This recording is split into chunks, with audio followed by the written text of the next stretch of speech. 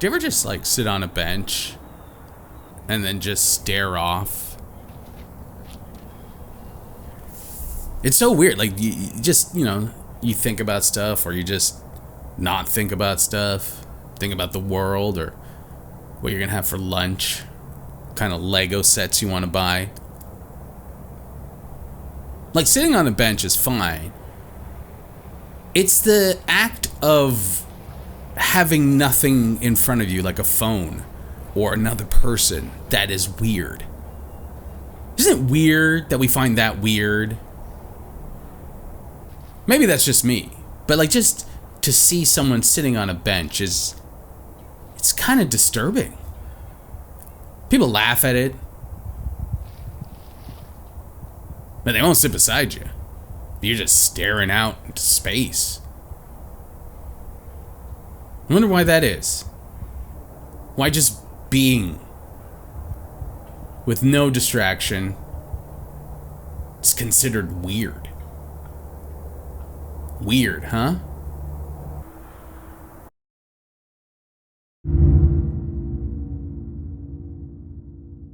So, this episode is about the philosophy of South Korean-born, German-based philosopher Byung-Chul Han. If you recall, last episode I talked about, last season I talked about psychopolitics.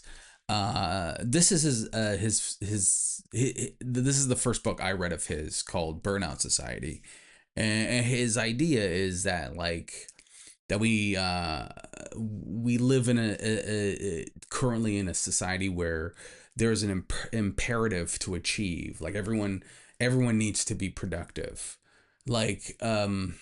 So Foucault talks about how we used to be in technologies of power still exist, but we used to be in a discipline and society where you were forced into different avenues and different things. For our schooling system is still there, right? Like, it's a system based on factory work, which was at a time when they created the system, you made a living doing factory work, but we're no longer there, so things are kind of falling apart. Byung-Chul Han talks about how now we don't need to be policed. We're doing it to ourselves, right? Through algorithms and the need to, because we all become products, we've all become brands. There's a need for us to police ourselves and to control ourselves. And in that, the messiness of humanity is lost. We slowly lose what made us us, what made us unique, what makes us different from each other. I did a whole solo show on this idea that during the pandemic, being nothing.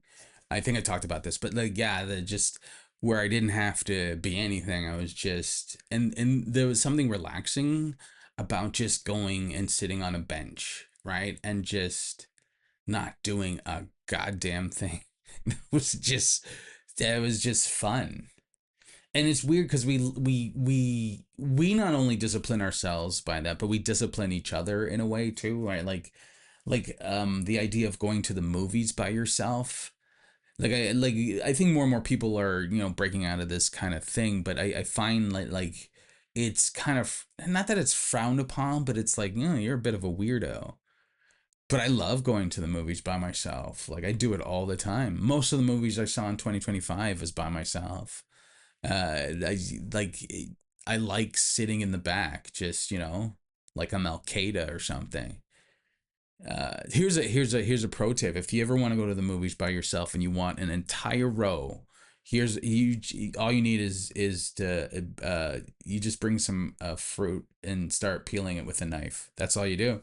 No one's gonna sit beside you if you're by yourself peeling fruit. You look like a psychopath, right? It enhances the Burnout Society kind of idea.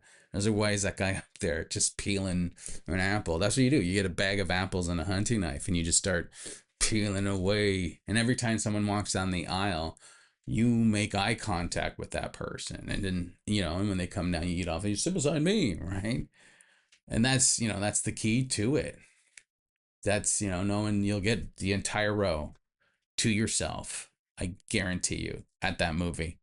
And go see a movie like Joker or something like that by yourself too. That enhances the whole that guy's out of his mind kind of thing. And you yell out, "That makes sense, Joker," every once in a while, just to get that out there, right? And eventually they'll put a plaque there for you, like a park bench. They'll put a plaque right there.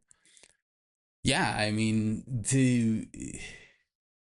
yeah, that's my little tip, my little hack, if you will.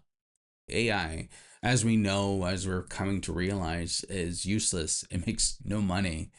It's like but it's this need to improve ourselves constantly, and I think that's the kind of the scam is that it if anything, and I'm not sure they're doing this on purpose, so don't quote me, but if anything, what AI does is it kind of reinforces this kind of hyper individualism and this need to make yourself a better product.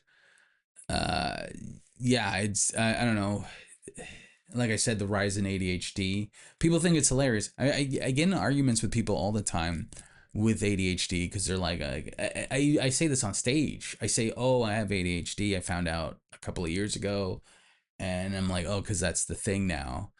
But really, like, I grew up in a time where, like, you're a black kid and you're getting in trouble, you show the symptoms of ADHD and no one cares.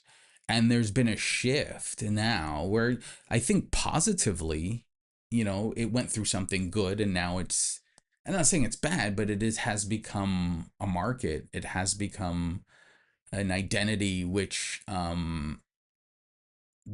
we kind of use to sell to each other in a way. Like it's a consumption identity. But even worse than that is the rates of cases going up isn't just out of the blue. It is part of this whole system. I have another joke where I talk about, how nowadays everyone's talking about mental health and how open and how cool everyone is with mental health. And then I add, like the Bell Let's Talk, and I'm like, Bell Let's Talk, but we'll lay you off first. We'll lay you off, but we'll talk about it because that's you see it. It's like happening right in front of you.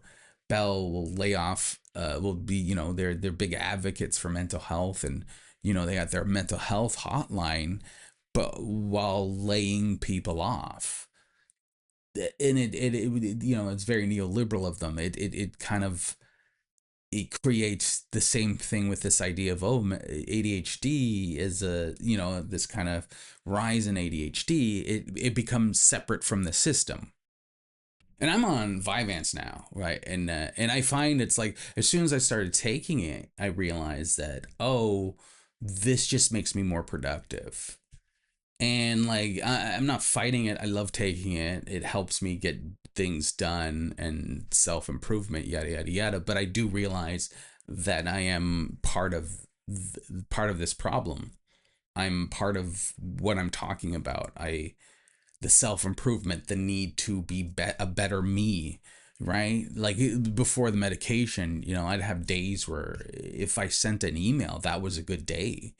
And now I'm like, I could sit there and I can work. I've read so many books now, and I can work and I can get things done, and I look forward to it. But I do realize that this is because my condition, whether it's exasperated by the system or not, doesn't fit the system. Like, we look at people who don't fall into those kind of ideological traps as weird.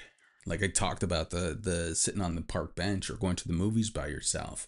Like, they're all weirdos, right? Like, you're supposed to grind and improve yourself. Like, I was talking to someone about the homogeny of of social media, and they were just giving me hacks.